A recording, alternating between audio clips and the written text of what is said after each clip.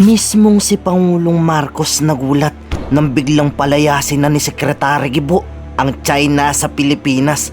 Base sa balitang kumakalat, pinabalaan na ni Secretary Gibo si Ambassador Wang Silian matapos malamang nagtatago para takasan ng kasalanan. Ayon sa DND, takot na takot ang ambassador ng China sa taning na ibinigay ng Defense Secretary na kundi lulutang sa Pinas ay tutuluyan ng palayasin. Chinese Ambassador Wang Silian has been summoned today by Secretary Enrique Manalo of the Department of Foreign Affairs to condemn the reckless and illegal act of the Chinese government.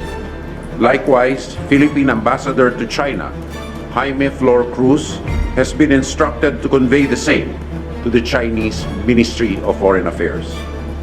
The Philippine Coast Guard has been directed to proceed swiftly with its maritime investigation in accordance with international maritime safety regulations. We acknowledge the support of our allies and like-minded nations such as the United States, Japan, Australia, Germany, Canada, the Netherlands, the United Kingdom, and the European Union in condemning China's aggression and expansionist actions. We call on our people to stand behind the government in executing our constitutional mandate to secure the national interest in the West Philippine Sea. The President called a special command conference this morning of the National Security and Defense Cluster in order to be briefed and to give his guidance on the latest violation by China of the sovereignty of the Republic of the Philippines. Ngayon po, kailangan kundinahin ng buong mundo at ng bansa ang illegal at mapaniil na mga aksyon ng Chinese government na labag sa kahit na anong norm ng international law, kahit saan libro hanapin. We have time for one last question. It's Harley Valbuena, DZME.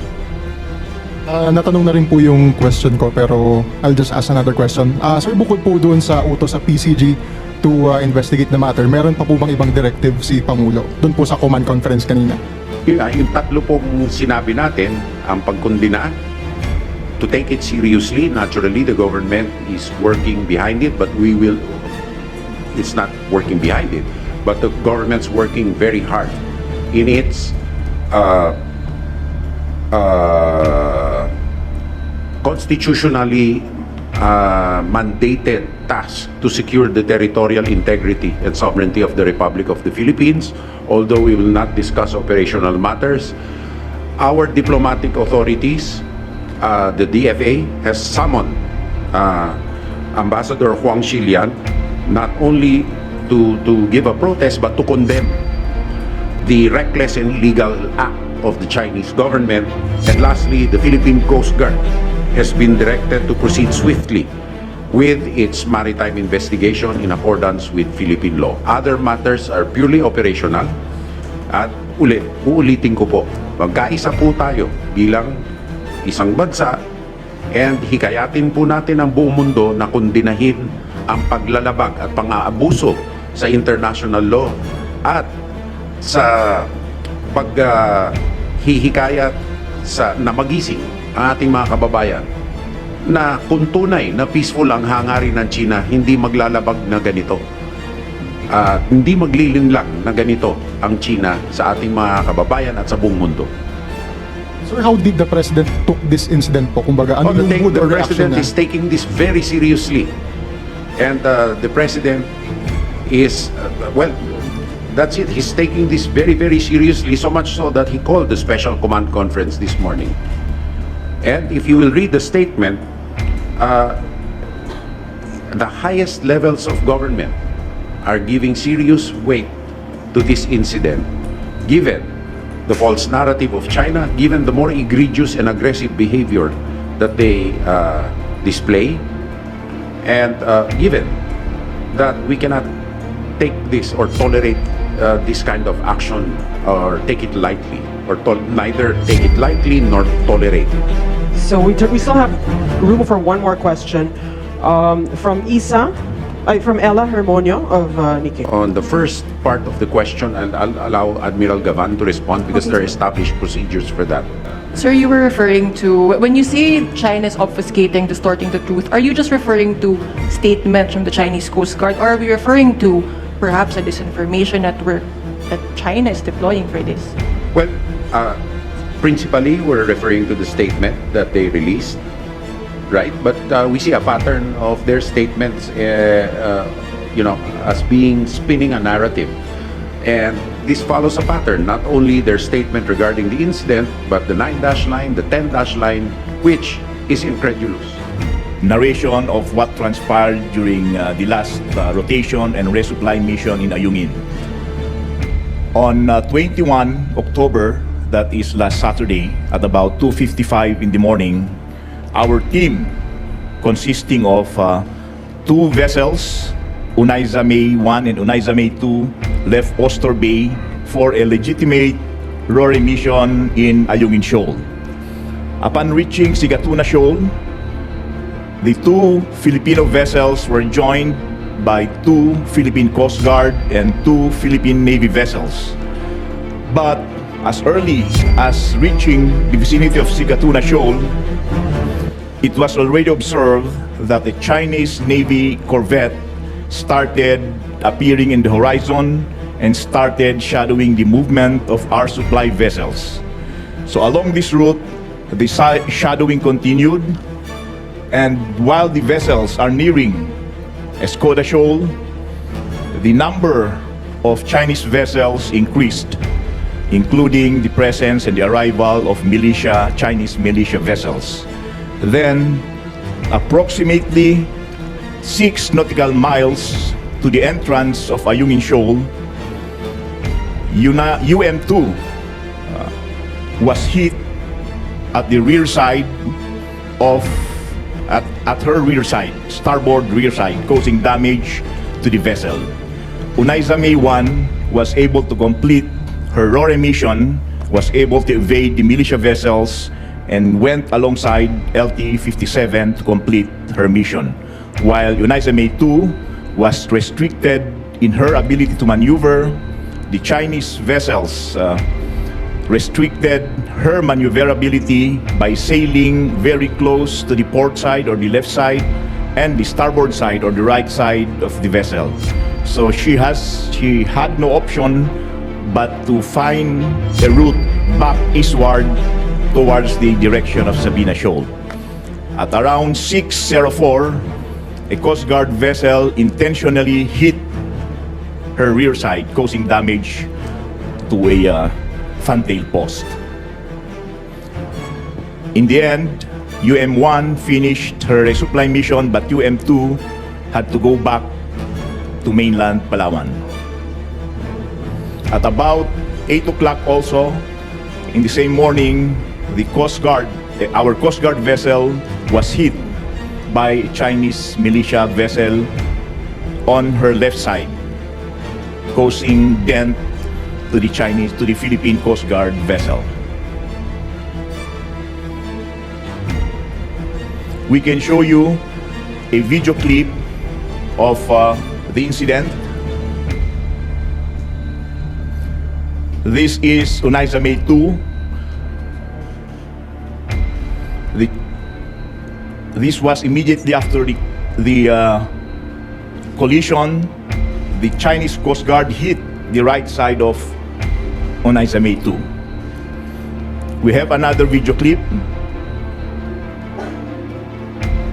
This is the Philippine Coast Guard vessel, and you notice how close the Chinese militia vessel was.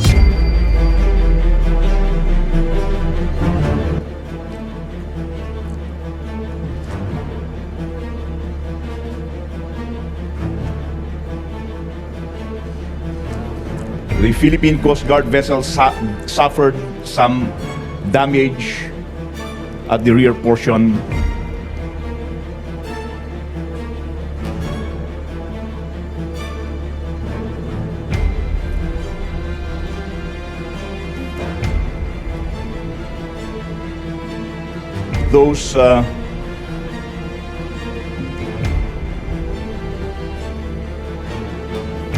These were what transpired yesterday morning.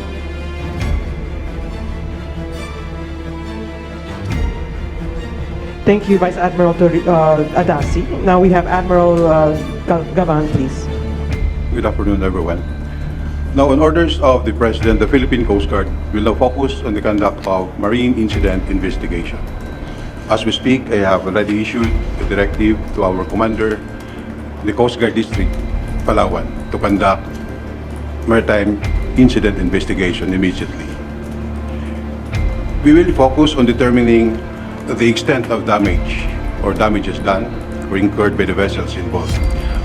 But at this point, it is very, very clear that the two incidents are violations of collision regulations. The very regulation we Coast Guards are expected to enforce. So we find it unfortunate or ironic that a fellow Coast Guard will violate the law where they themselves are supposed to enforce. So you'll be submitting the report of our investigation through our department, the Department of Transportation, to the President for final disposition. Thank you. We are looking at 5 days to complete the investigation. And to whom will you submit it, sir? And We will submit it to the President through the Department of Transportation. will be released publicly as well?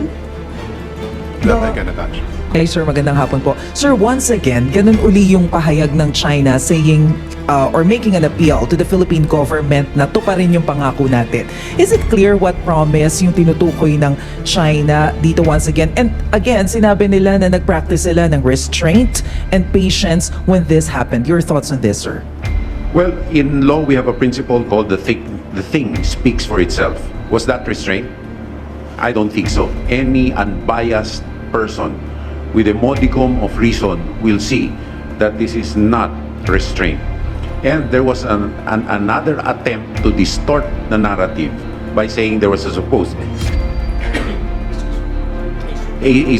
promise. That has been put to rest already, that there is no promise, and if ever there was such was, if ever, which we do not accept, rescinded. We cannot compromise within our 200 nautical mile exclusive economic zone, within the bounds of our Constitution. Our Constitution is clear about our territorial integrity and sovereignty, of which there can admit of no compromise, particularly in the face of the arbitral award. So their preface to their statements, and their statements are to us a distortion of the truth. Next, we have Ann Soberano, Bombo Radio.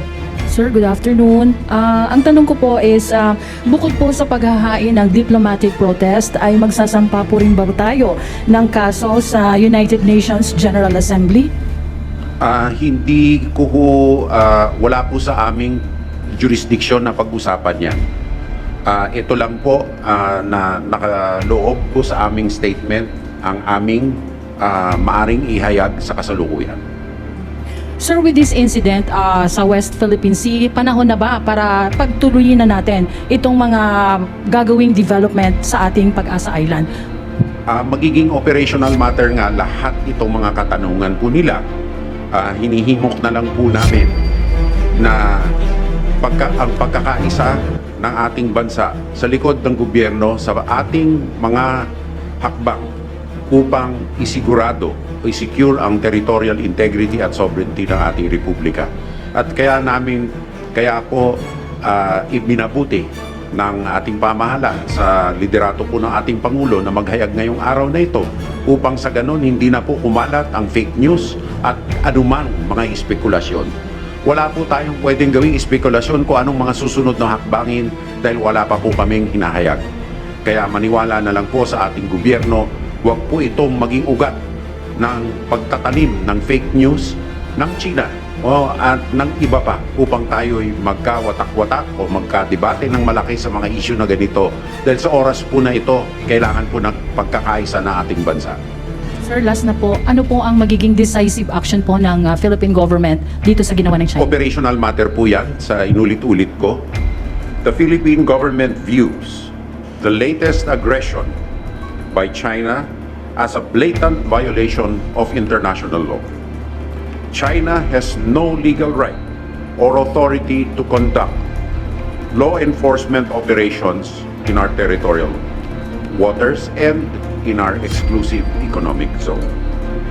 We are taking this incident seriously at the highest levels of government.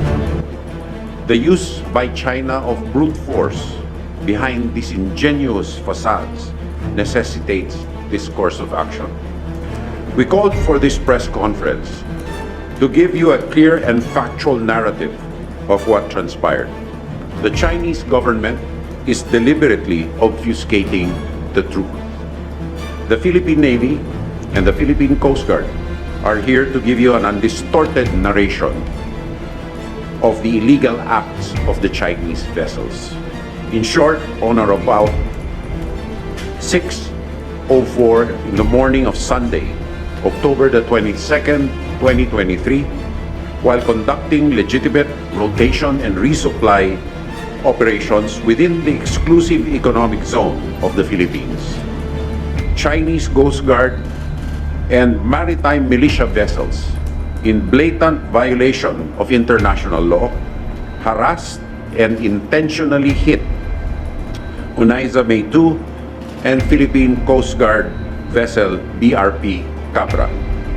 This occurred within the 200-mile exclusive economic zone of the Philippines, which China has no jurisdiction, authority, or right to conduct any operations whatsoever.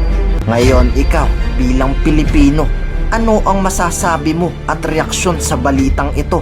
Mag-iwan ka ng komento sa ibaba at atin pong babasahin isa-isa.